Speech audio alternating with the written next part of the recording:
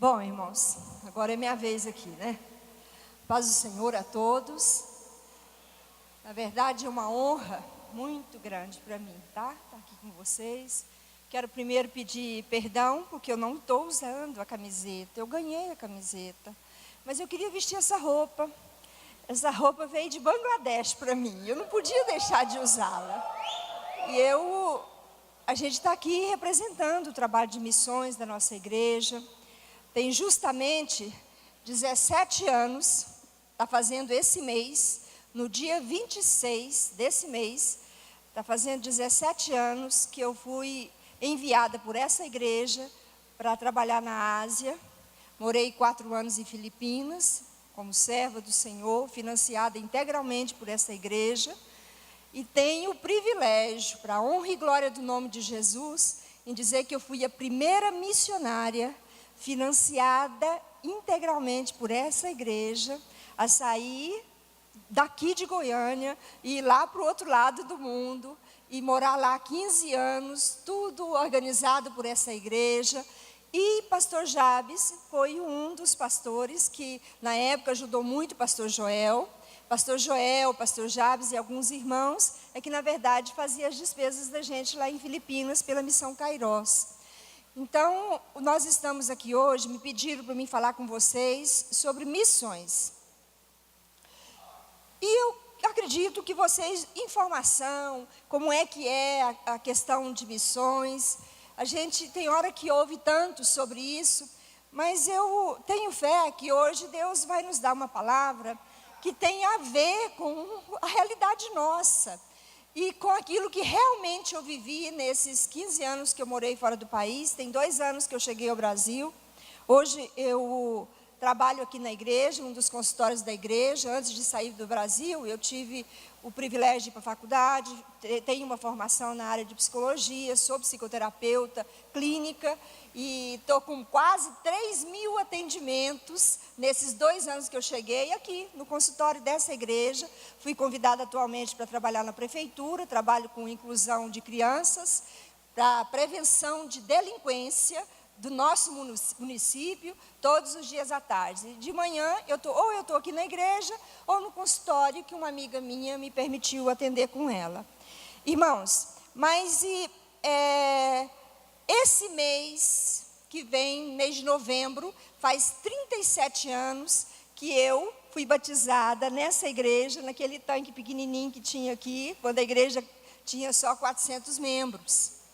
Converti numa família católica tradicional. Na época eu era professora de catecismo, lá em Iteberaí. E um dos pastores nossos aqui hoje, pastor Eromar, foi o responsável por pregar o evangelho a primeira vez para mim, dentro de um ônibus, saindo de Inhumas, indo para Iteberaí, a primeira vez que eu andei de ônibus sozinha na minha vida. E quem me discipulou foi o irmão dele, chamado pastor Valdomiro, que é um dos pastores nossos de congregação. E coincidentemente, assim como muita coisa na minha vida, desde quando eu nasci, hoje, nesse processo de refletir sobre a vida pessoal e de ver claramente como é que Deus opera na nossa vida, coincidentemente, Valdomiro foi filho de leite da minha mãe, na fazenda do meu pai, antes de eu nascer. E de repente, um mês depois que eu conheci o Valdomiro, ele lá dentro da minha casa, conversando com a minha mãe, ele descobriu isso.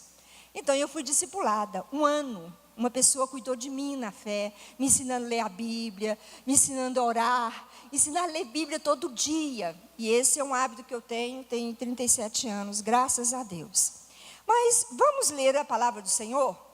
Já que nós estamos falando aqui de conectados, de pessoas que realmente obedecem a Deus e têm uma constância na intimidade com o Senhor. Vou ler alguns versículos aqui. Eu não vou abrir aqui, porque está meio longe para mim, aqui no iPad está melhor. Eu passei os versículos para cá. Quem quiser me acompanhar, João, capítulo 18, verso 23.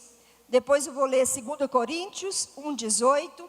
E aí eu vou citando os versículos. Vou ler esses versículos todos juntos. E gostaria que mesmo você, que não tem Bíblia na mão nesse momento, que você preste atenção no que está sendo lido, porque senão você não vai entender o que eu vou falar. Tá bom? Vamos lá. João capítulo 18, verso 23 e 24. Diz assim: Jesus respondeu e disse-lhe: se alguém me ama, guardará a minha palavra, e meu Pai o amará, e viremos para ele e faremos nele morada. Quem não me ama, não guarda as minhas palavras. Ora, a palavra que ouviste não é minha, mas do Pai que me enviou. 2 Coríntios, capítulo 1, verso 18, até o verso 21.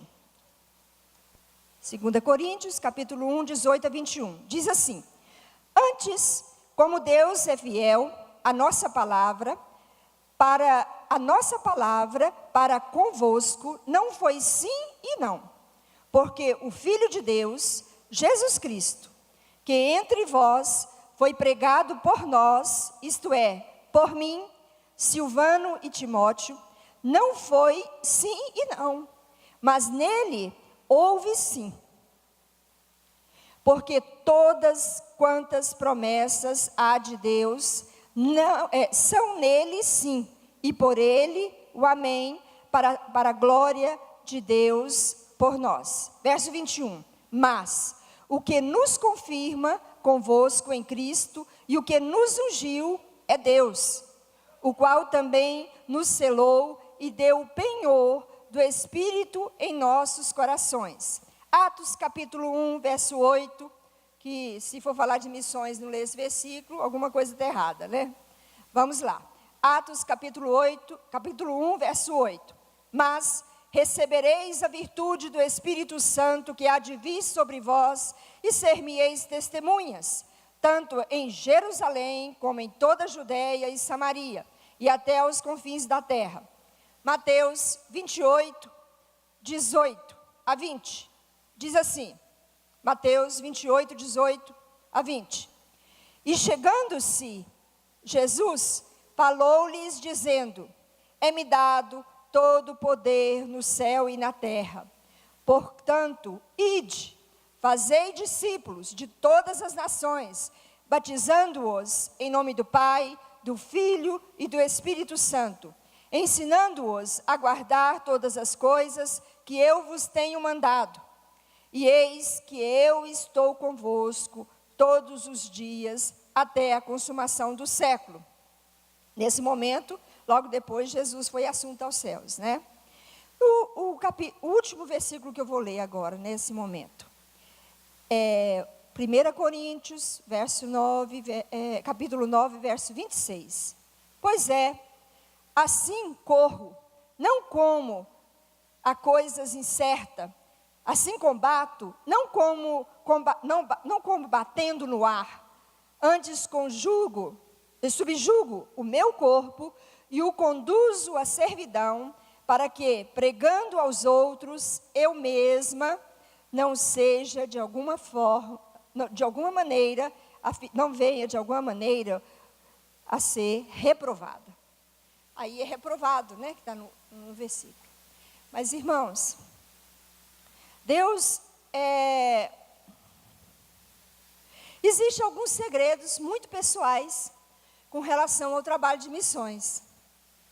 Tem gente que fica esperando. Às vezes, quando eu vou dar testemunho de missões, a pessoa fica esperando. O que foi mesmo que aconteceu quando você foi chamada? Deus mandou fogo do céu, acordou você de madrugada, colocou em você uma visão nova. Como é que foi? Na minha experiência pessoal, eu vejo que nesses 17 anos que eu fiquei fora, o convívio meu era muito intenso com os missionários. Eu vivi 4 anos em Filipinas, dentro de uma casa que nós éramos 6 missionários adultos e 2 crianças. Então a gente pagou um preço grande de ser bulirado, de ser moldado no campo missionário também, de entender um ao outro, de respeitar, mas de trabalhar em grupo. Mas, antes de eu nascer, meu avô tinha uma fazenda perto de Americana do Brasil e mexia com café. E há 54 anos atrás, mais ou menos 56 anos atrás, tinha um vizinho do meu avô que era japonês. E eu nunca soube disso. Fiquei sabendo 1 mês antes do meu pai falecer e 1 ano e 7 meses antes de eu receber o meu visto como missionária para ir para o Japão e morar no Japão. Mas, nessa época, eu cresci lá, nessa fazenda, uma fazenda do lado da fazenda do meu avô, e depois mudei para Iteberaí. E dos meus 9 anos de idade até os 27, novamente, uma família chamada Watanabe, vizinhos do meu pai, eram pessoas que fez parte da minha infância, segunda infância, adolescência, juventude, até a minha vinda e terminar a faculdade aqui. Eles eram vizinhos nossos. Nessa época, meu pai vendeu a fazenda lá. A minha curiosidade com relação aos japoneses, parece que é uma coisa inata. Eu não sei, não tem como. Eu nunca dei conta de explicar como é que eu tinha tanto desejo de ir para o Japão. Mas nessa época, eu queria ir para o Japão, era curiosidade. Eu achava que Deus ia me dar esse privilégio, e eu confiei nisso. Assim como eu confiei, por exemplo, aos 16 anos de idade, quando eu decidi minha profissão. Hoje eu atendo pessoas no meu consultório, aí 30 anos, para fazer teste teste vocacional, para descobrir profissão. Eu, com 16 anos, eu já sabia que eu ia ser psicóloga. Isso, minhas colegas me falavam para mim: Rita, eu acho que você vai ser psicóloga. Gostavam de desabafar comigo, minhas colegas. Foi uma coisa natural. O que é de Deus na nossa vida, a gente nasce com ele. Um médico de verdade, ele nasce médico. Né? Ele só precisa aperfeiçoar, estudar e aperfeiçoar. O psicólogo, principalmente. Porque se a gente não tiver amor por almas, não tem jeito de ser psicólogo. Não funciona. E eu sei que com 16 anos eu decidi a profissão. Com 17, encontrei com o Eromar. Eu nunca tinha ido à igreja evangélica. Igreja Assembleia de Deus em Iteberaí e Centro Espírita era uma coisa só na minha vida. Eu morria de medo. Não tinha chance. E aí comecei a dar aula de catecismo, fazendo o 2º ano colegial. Lá fazendo o 2º ano colegial, a professora minha de psicologia, que foi uma pessoa que me ajudou muito a escolher minha profissão, ela me convidou para dar aula, eu fui. Quando foi 3 meses depois que eu estava dando aula, eu fui à igreja evangélica a primeira vez, a Assembleia de Deus. A cidade inteira ficou sabendo. Acredita? Rita Augusta, filha do seu Joaquim, está lá na igreja Assembleia de Deus, aquela igreja do que povo medíocre, que povo que não paga os outros, não sei o quê, um monte de coisa, era só coisa ruim que eles viam. Eles não viam o que eu vi. Quando foi 2 meses depois que eu estava frequentando a igreja, eu demorei um pouco a aceitar Jesus, porque nessa época eu já pensava, eu não era Maria, vai com as outras. Eu já pensava, eu sabia o que eu demorava para decidir o que eu queria. E aí um dia, pastor Oswaldo Silva, pregando lá na frente da igreja, ele contou a história do patinho feio. E eu? Quem é que não identifica com a história do patinho feio? A igreja é uma história universal, não é? Infantil. Todo mundo aqui já foi rejeitado, todo mundo foi perseguido pelo irmãozinho, mas nem todo mundo descobriu que era cisne e que podia voar. E nesse dia eu descobri que eu, no fundo, era um cisne e que eu podia voar. Eu podia voar tanto que eu podia ir no céu com a minha oração. Eu descobri nesse dia que o único mediador meu era Jesus Cristo. Eu já tinha ensinado a história do Adão, da Eva, do Moisés, do Jonas. Tinha contado a história. Só que eu não tinha sacado. Eu não tinha adquirido uma capacidade interna de entender que Jesus tinha vindo ao mundo por causa de mim. Uma simples mortal, uma adolescente que sentia um João ninguém, uma Maria ninguém. E aí eu descobri que eu era muito importante, que a minha alma valia mais do que o mundo inteiro. E que eu ia ensinar meus irmãos a voar, como o patinho feio fez. Ele tentou ensinar, né, coitadinho, mas aquele bando de patinho lá não voou muito alto, não. Mas o cisne voou. E voou literalmente, irmãos, com o Senhor, a minha vida inteira. Nunca tive de desejo de desviar. Por isso que eu acho esse tema assim fora de série. Ser conectado significa ser obediente e ter comunhão com Deus. Só isso. Só que é diariamente. Não é só no congresso. A geração minha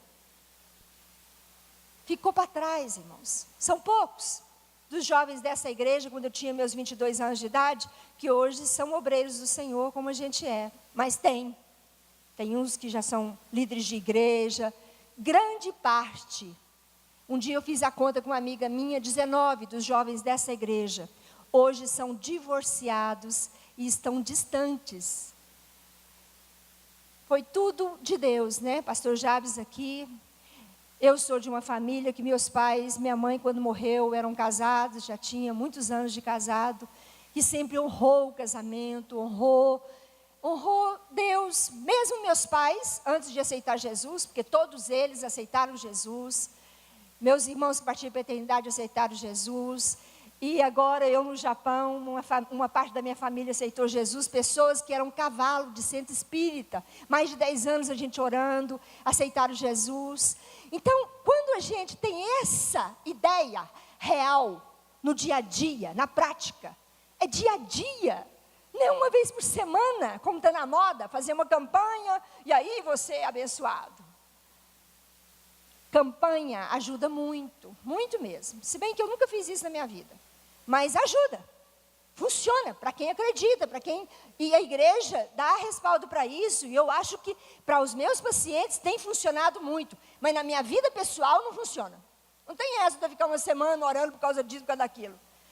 Eu oro de madrugada, e aprendi com o pastor desta igreja, ele e irmã Neuza, dentro do curral, na fazenda do meu pai.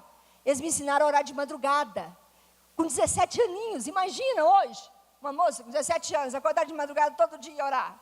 Isso é loucura, isso é coisa de doido. Só que no período que eu estava preparando essa palavra aqui, eu estava lendo também o Evangelho de João, principalmente o capítulo 18, 17, do 14, começando do 14, onde fala da oração de Deus, de Jesus por nós, e toda a comunhão que nós temos que ter com Ele, e a necessidade de fidelidade. Mas lá na crucificação de Jesus, um pouco antes, um homem chamado Pilatos, exerceu a função de muitos, infelizmente, de muitas pessoas no nosso meio religioso. Quem é Pilatos no nosso meio hoje? Aqueles que realmente sabem da realidade. Ele sabia que Jesus era o rei dos judeus. Ele sabia tanto que na hora que foi escrever lá rei dos judeus, ele foi questionado pelos fariseus. Não é rei dos judeus, não. É para escrever assim, ó, sou rei dos judeus. Colocando em Jesus a responsabilidade que ele falou que era, mas não era. Mas Pilatos sabia que Jesus era o Messias, aquele que tinha vindo para libertar o povo judeu, era o rei dos judeus. Só que ele teve dúvida com relação a assumir a responsabilidade e, ao invés de crucificar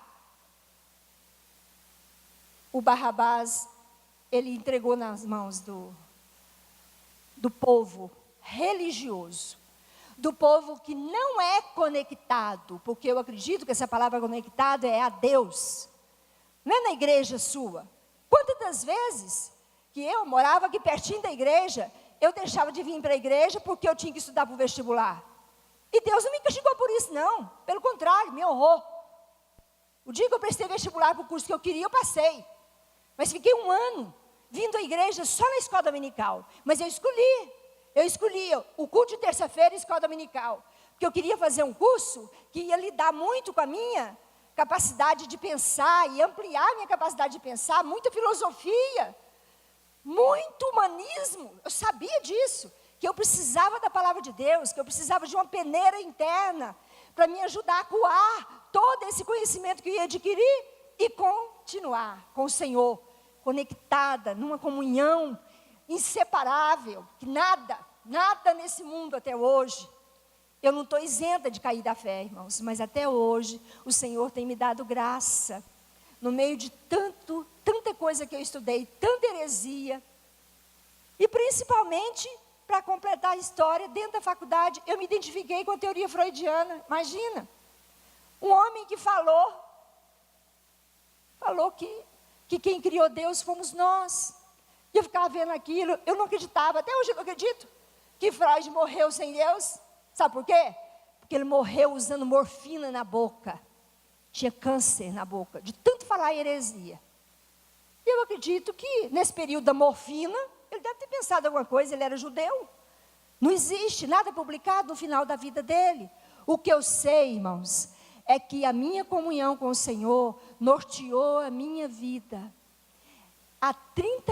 Em 87, eu terminei meu curso na faculdade. Ser psicólogo no nosso meio era diabólico, era coisa do cão. Porque esse negócio de resolver dificuldade, problema emocional, a gente tinha que resolver só com Deus. Só que antes de ir para a faculdade, eu descobri que se eu não resolvesse as minhas mágoas, as minhas dificuldades no meu relacionamento interpessoal com a minha mãe, com meu pai, com meus irmãozinhos, lembra da história do patinho feio? Porque tinha conflito. E eu já tinha quase 8 anos que era evangélica e ninguém na minha família tinha aceitado Jesus. Aí eu descobri que eu precisava de sentar com meus pais, pedir perdão, saber da minha história de vida, entender por que eu sentia rejeitada, entender o que estava acontecendo.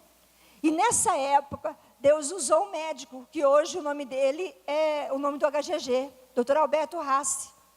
Ele, com os seus quase 80 anos, 70 e tantos anos, olhou para mim e falou: minha filha, vai para sua fazenda do seu pai, andar a cavalo, tomar banho no rio, descansar uma semana, aí depois você volta, continua a faculdade. Só que tem uma coisa, aprende a comer e descansar 15 minutos depois da comida. Muda o seu sistema de vida, porque você, nesse ritmo, você não vai chegar nem nos 30 anos, vai morrer logo. E eu aprendi isso, Nunca mais tive insônia na minha vida. Eu tinha ficado nessa época 3 dias e 3 noites sem dormir. Só que nessa época, irmãos, eu também, logo depois, eu dava aula para as crianças aqui, na igreja.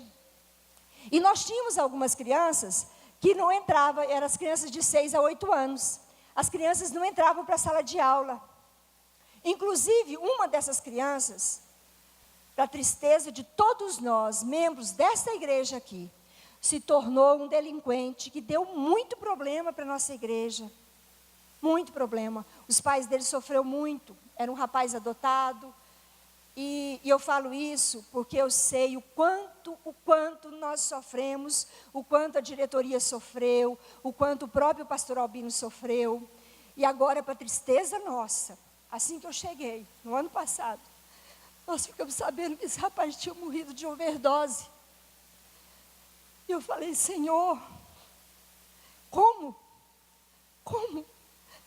Eu podia ter sido professora dele, Senhor, e ele nunca aceitou. E a hora que eu estava vindo, a irmã que me buscou lá em casa estava me falando que vocês aqui ontem ouviram muito sobre isso, né? O uso de drogas.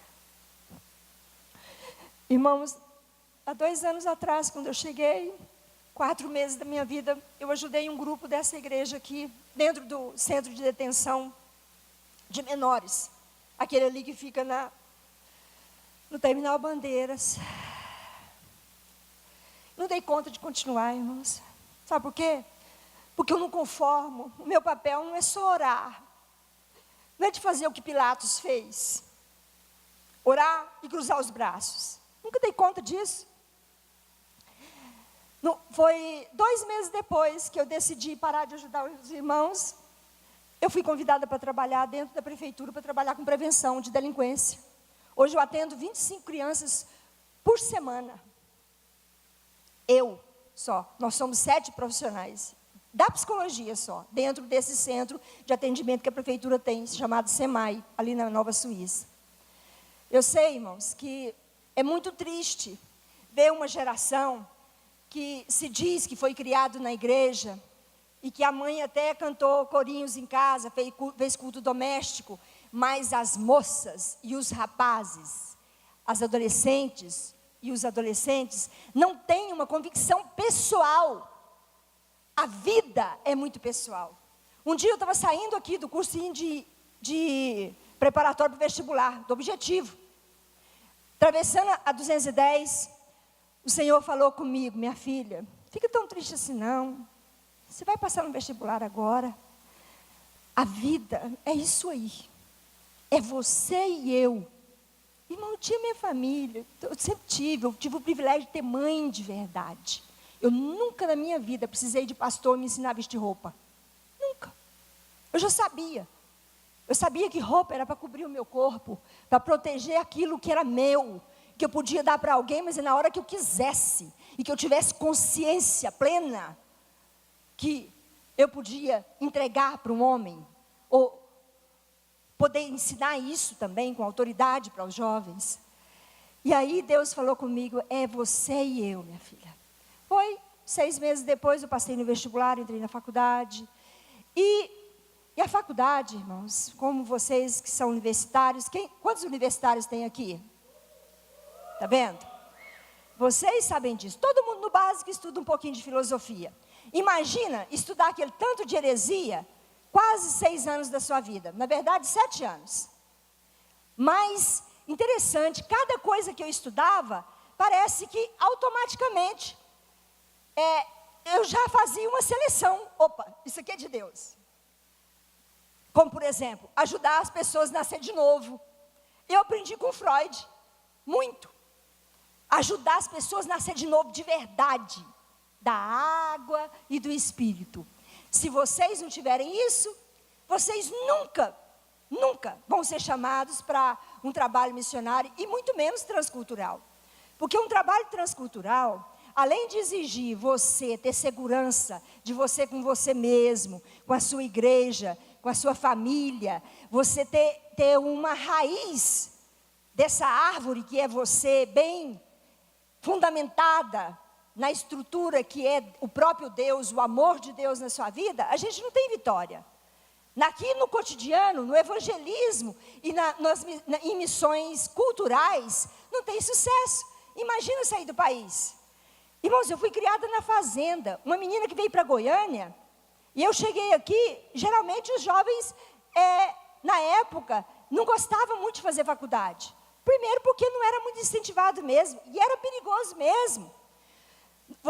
Nós não tínhamos na época, isso que vocês têm na igreja de vocês hoje, de ter os líderes, né, que estão acompanhando vocês, dando argumento, orientando a leitura bíblica, ajudando vocês a criar e se proteger contra as drogas. A gente não tinha muito isso, era muito pregação dos púlpitos só. E a gente tinha que se virar. Mas hoje não, vocês têm. Por isso que eu acho que a responsabilidade de vocês é muito maior do que da minha geração. Muito maior. Porque vocês são muito mais bem ensinados. Hoje nós temos pastores que entendem de grego e de hebraico. E que dá estudo bíblico para nós aqui. Para nós, quando a gente ouvia isso, quando a gente fazia CAPED, ou ia para São Paulo, para o Rio, fazer um curso, aí a gente tinha pastores que entendiam do original da Bíblia. Mas a gente não tinha. Hoje vocês têm. Usufrua disso. E entenda uma coisa. Você tem uma função aqui na vida. Quando a gente faz anatomia, a gente estuda fisiologia e depois estuda anatomia. Fisiologia para entender a função de cada membro, de cada órgão do nosso corpo. Aí depois a gente vai estudar a peça, ficar com o encéfalo na mão, ficar com cada parte, todas as partes, órgãos genitais, órgãos internos, externos, tudo, para entender como é que funciona o sistema nervoso. Eu fiz isso durante um tempo na faculdade. E isso, quando eu penso na possibilidade nossa de descobrirmos que realmente Jesus é a videira. É a videira. Nós somos ramos. E a gente precisa de dar fruto. Se a gente não der fruto, morre. A árvore morre. A árvore morre. A família morre. A igreja morre. A gente influencia a igreja parar no tempo e no espaço. Quantas das vezes que eu vi jovens, e às vezes eu vejo pastores revoltados, mas a igreja hoje está desviada, um monte de coisa. A igreja nunca desviou. Isso eu vejo todo dia que eu chego aqui. Tem um monte de coisa que eu não concordo. Mas e daí? Eu não concordo, eu não sou dona da verdade. Quem não tem que concordar é Deus. A obra é do Senhor. Mas todo dia de manhã, que eu chego aqui, contorno, entro, subo meu consultório, eu vejo algumas irmãs aqui. No sábado, é um grupo de irmãos, orando. E são irmãs que desde quando eu saí do país, oram por mim. Eu falei para vocês que eu fui professora de seminário, não sei se eu cheguei a falar isso, mas eu fui professora de seminário lá de Vila Nova e daqui, inclusive, trabalhei junto com os pastores que vai dar um estudo agora de manhã, pastor Lorival, era o diretor do seminário. E eu tive o privilégio no campo missionário de ter esse povo tudo orando por mim. Irmãos, quando eu saí daqui para ir para treinar pela Missão Amém primeiro, depois pela Kairos, para me tornar missionária e responsabilizar com ser testemunha, ser embaixatriz do Senhor, além mar, com essa responsabilidade de ser só testemunha. Eu não fui como profissional, eu fui como serva do Senhor, não fui como voluntária. Eu nunca me senti voluntária, voluntária qualquer um pode ser. Morei no país lá 10 anos, mais de 30% da população é voluntário. Eu fui para ser serva do Senhor, com o coração aberto. E saí do país, irmãos, deixei minha profissão, que eu amo tanto, como vocês viram, desde quando eu nasci, eu já era psicóloga. Eu deixei a minha profissão, meu consultório, minha vida, essa vida que vocês hoje têm. Hoje eu vim com uma menina que eu acho que ela não tem nem 20 anos, vim no carro dela, ela dirigindo, atravessou a cidade. Eu não tive o privilégio de ter meu carro nessa época. Por quê? Porque eu decidi dedicar exclusivamente à obra do Senhor. Sabe por quê? Porque eu vi, por último, quando a minha família começou a converter, a minha mãe entre a vida e a morte dentro do neurológico. Teve um derrame cerebral junto comigo. Entrou em coma, ficou 40 dias em coma. E eu orava e falava, Senhor, tem misericórdia. O tanto de gente que está morrendo e partindo para a eternidade sem ti. O Senhor me prometeu que minha família ia converter. E aí, doutor Cizenando um dia desceu da escada, olhou para mim e falou, Rita, liga para o seu pai, sua mãe não passa de hoje. Eu e o Quinca, meu irmão, que hoje é um dos obreiros da igreja lá em Iteberaí, nós chorando, e eu olhei para ele e falei, Quinca, eu não acredito que mamãe vai morrer. Mamãe vai sair, nem que seja só consciente, tudo bem, ela não precisa de andar, não precisa falar, mas eu quero ver mamãe levantando a mão e aceitando Jesus. Ó, que o doutor Cizenando fez isso, ele foi embora. Quando foi no outro dia cedo, na hora do boletim, nós ficamos sabendo que mamãe tinha mexido o pé. Estava mexendo os órgãos distais, pé, os dedos da mão, dedo do pé. Uma semana depois ela estava no apartamento. 2 meses depois, ela já tinha saído do hospital, estava em casa, teve que voltar para o hospital, fazer uma cirurgia de vesícula, porque ficou entubada há muito tempo, não alimentava por via oral, formou pedra na vesícula, ficou entubada mais de 19 dias dentro do São Salvador. 19 dias depois saiu um irmão de congregação, desses, como muitos de vocês, que eu gosto de evangelizar, com a biblinha até meio suja, bateu na porta do apartamento, falou, minha filha, eu sou servo do Senhor, eu oro pelas pessoas que estão doentes, Deus tem me abençoado muito, eu queria saber se eu posso orar pela sua mãe. Falei, pode, eu sou serva de Deus, sou da Assembleia de Deus também. Ele entrou, ele, a irmã Sinhage, ele leu um salmo aqui da palavra de Deus, e mamãe aceitou Jesus, irmãos, sem fala e não andava, levantou a mão. A hora que eu vi aquilo, eu falei, Senhor, nada para mim interessa. Minha profissão, sabe, esse negócio de casar, que todo mundo diz que eu tenho que casar. Eu não interessa nada, Senhor. O que eu quero é continuar assim no centro da Tua vontade. E eu quero dedicar minha vida somente à Tua obra. Só isso que eu quero fazer. Irmãos, minha mãe morreu 3 anos depois. Eu já tinha 1 ano que o Senhor tinha me honrado. E eu estava dentro do seminário em Pindamonhangaba, me treinando para sair do país. Foi no seminário em Pinda que eu descobri o tanto de missões que tem, agências missionárias. Aí que eu fui entender desse negócio de filosofias da igreja, de Armínio, de Calvino, essas diferenças doutrinárias, entender a fundo sobre doutrinas bíblicas e separar mesmo o que é costume e o que é doutrina. E me firmar na doutrina do Senhor, que é o maior mandamento do Senhor, que é esse, amar a Deus de todo o coração, com todo o seu entendimento, com toda a sua força e com toda graça do Senhor, e ao próximo, como a ti mesmo. E que isso, a maioria das pessoas não sabe fazer, e que eu era só uma testemunha, Cada missionário que chegava da Ásia, meu coração disparava tanto que eu pensava que ia sair pela boca. Cada versículo que Mandores, pastor Colendo, os nossos professores liam para a gente, nossos colegas, meu coração disparava. Tudo que era de missões, principalmente na sexta-feira, no culto missionário nosso, e sempre tinha missionários fora do país, lá dentro do seminário.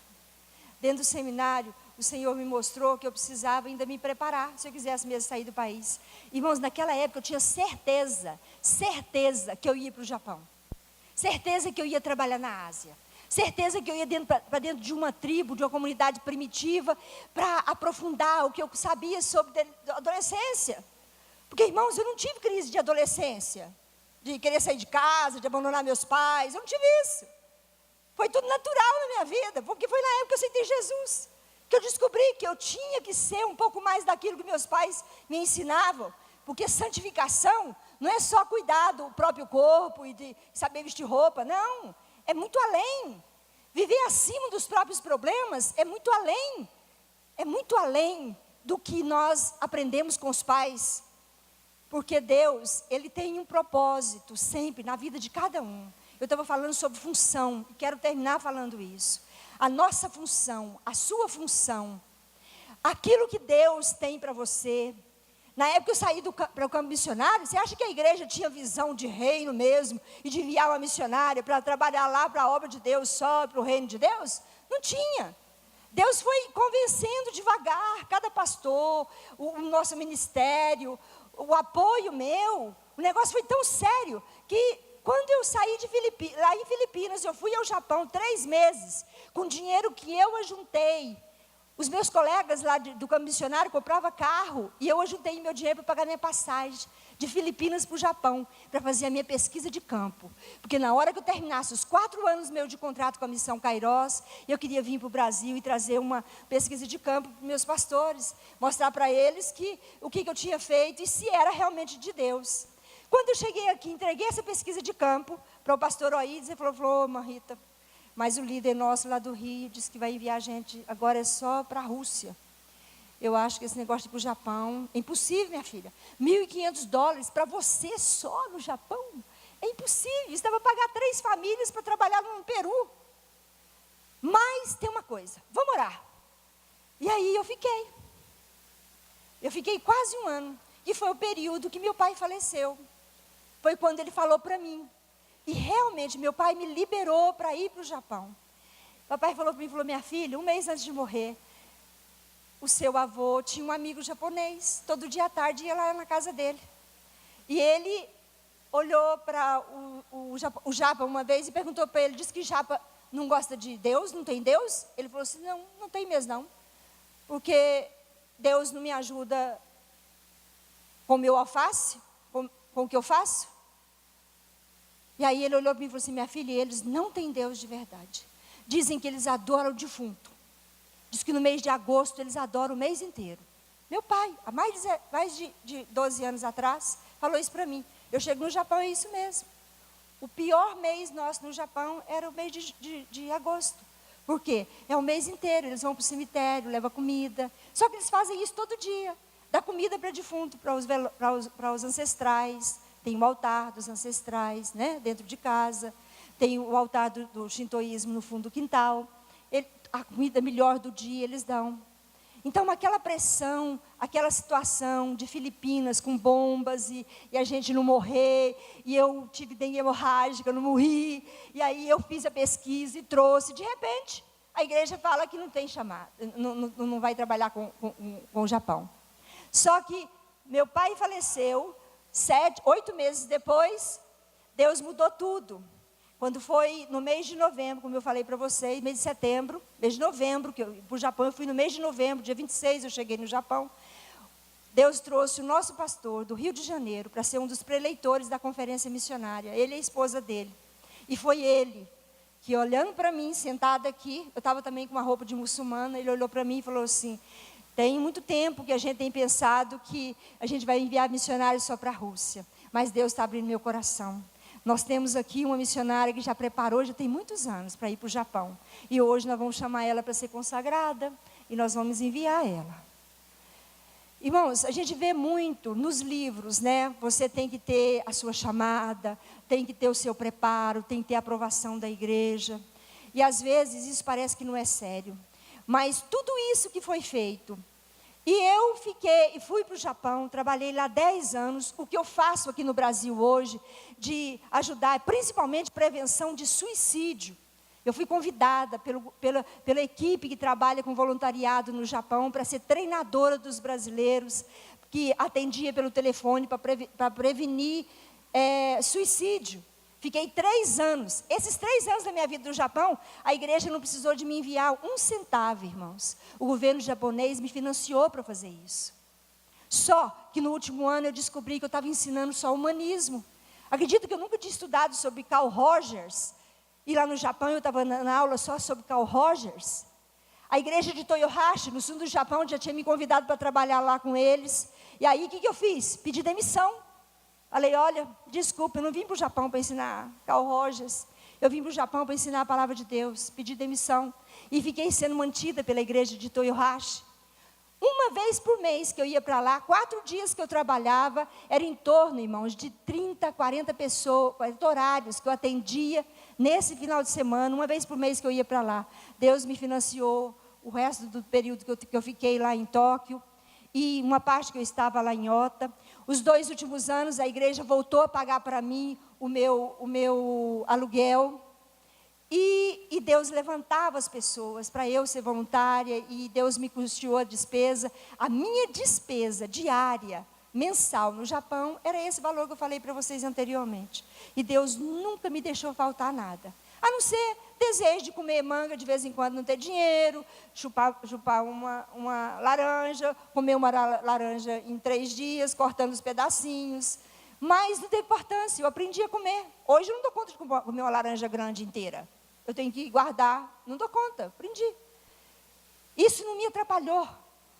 Agora, o que eu tenho mesmo para dizer por último para vocês, é que realmente vale a pena ser fiel a Deus, porque Ele realiza de verdade nossos sonhos.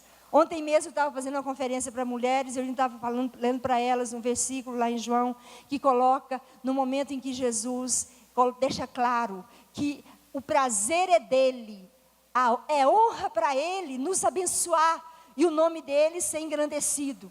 E foi para isso que eu nasci. Foi simplesmente, irmãos, para fazer isso que eu estou fazendo aqui hoje. Não foi para ser pregadora. Não sou. Vocês já viram, eu não sou pregadora de gritar, de levar o povo a dar glória a Deus. Abrir a boca. Mas eu sei que eu sou uma pregadora que tem falado no coração das pessoas. Uma pessoa que vive o Evangelho é como aquela que Paulo escreveu para nós. A fé vem pelo ouvir a palavra de Deus. Mas no original, nesse versículo, é ouvir por alguém que prega, por alguém que paga o preço. E eu estou aqui no Brasil esses 2 anos, eu estou na dispensação da graça, à disposição da igreja, estou com a minha vida profissional em dia, talvez ano que vem eu já dou conta de comprar o meu carro. Mas se for para me usar o dinheiro de comprar esse carro, para pagar minha passagem, para voltar para a Ásia, para trabalhar no país onde eu ganhei essa roupa aqui, que chama Bangladesh, que é um dos países que Deus deixou claro para mim, dentro do seminário, que eu ia lá.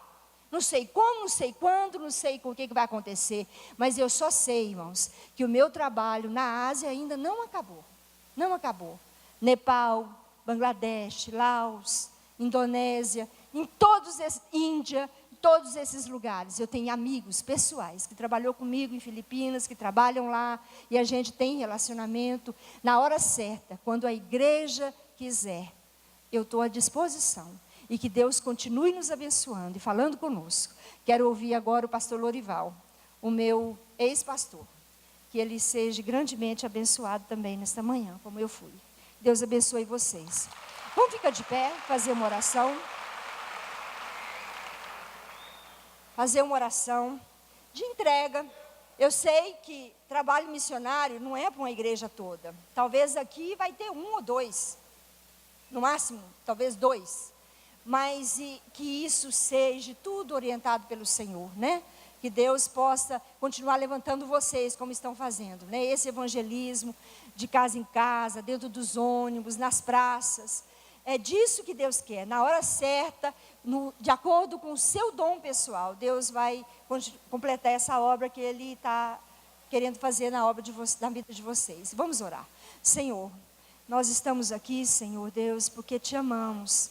E sabemos, Senhor Deus, que Tu és um Deus que tem alcançado o Teu povo de geração a geração.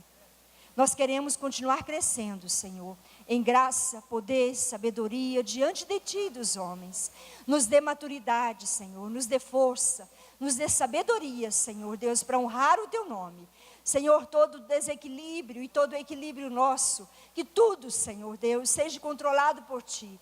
Que o Senhor venha, Senhor Deus, realmente nos ungir, que esta geração aqui, que cada jovem, cada família aqui representada, Senhor, seja grandemente alcançados por Ti, Senhor, e que nesta manhã o Senhor possa continuar falando conosco, Senhor, em nome de Jesus. Nós oramos e Te agradecemos. Obrigada, irmãos. Pessoal, vamos em pé ainda, vamos estar fazendo uma oração específica pela missionária Rita. Eu não pude participar de toda a palestra dela aqui, não sei se ela comentou com vocês, mas ela está com 16 dias que fez uma cirurgia.